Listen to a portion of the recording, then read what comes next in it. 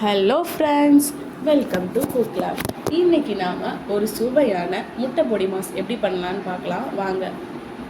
அதுக்கு தேவையான பொருட்கள்: 2 பெரிய வெங்காயம், ஒரு மீடியம் சைஸ் தக்காளி, அதுக்கப்புறம் 3 பச்சை மிளகாய், கொஞ்சமாக கருவேப்பிலை.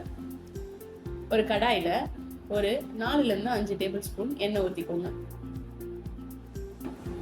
எண்ணெய் நல்லா சூடான பிறகு அதில் கடுகும் உளுந்தும் கொஞ்சமா ஆட் பண்ணிக்கோங்க.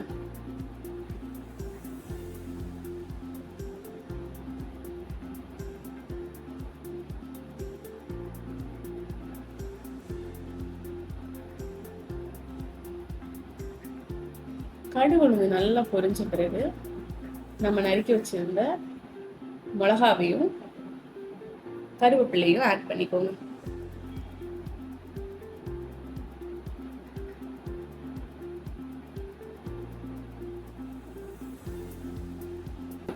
இப்போ நல்ல பொடியான இருக்குன்னு அந்த பெரிய வெங்காயத்தையும் ஆட் பண்ணிக்கோங்க.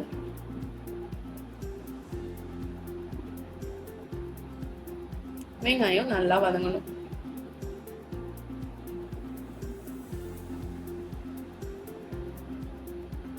நல்ல ஒரு 2 to 3 minutes வதக்கிக்கோங்க.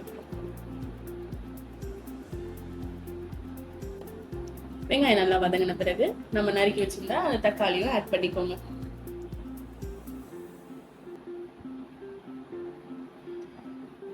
தக்காளி வெங்காயம் ரெண்டுமே நல்லா வதங்கணும். இப்போ ஒரு 5 முட்டை எடுத்துட்டு அதை நல்லா பீட் பண்ணிக்கோங்க.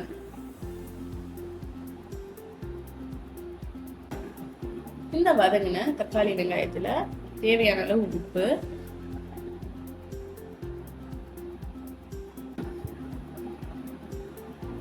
அது கூடவே 1/2 டேபிள் ஸ்பூன் ஆஃப் மஞ்சள் தூள், அப்புறமா 1 ஸ்பூன் ஆஃப் பெப்பர் தூள், கடைசியா 2 ஸ்பூன் ஆஃப் மிளகாய் தூள்.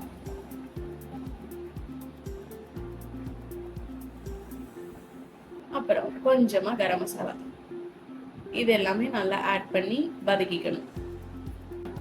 அந்த மசாலாவோட பச்சை வாசனை போற வரைக்கும் ஒரு வதக்கிக்கோங்க.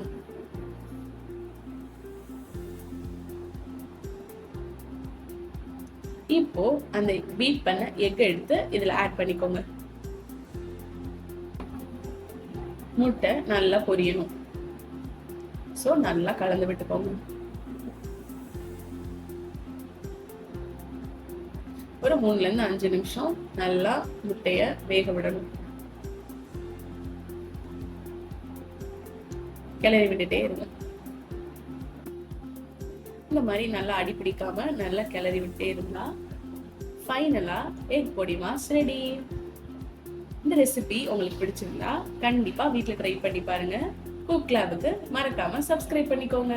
அப்பதான் அடுத்தடுத்த வீடியோ வரத பார்க்க முடியும். டாடா.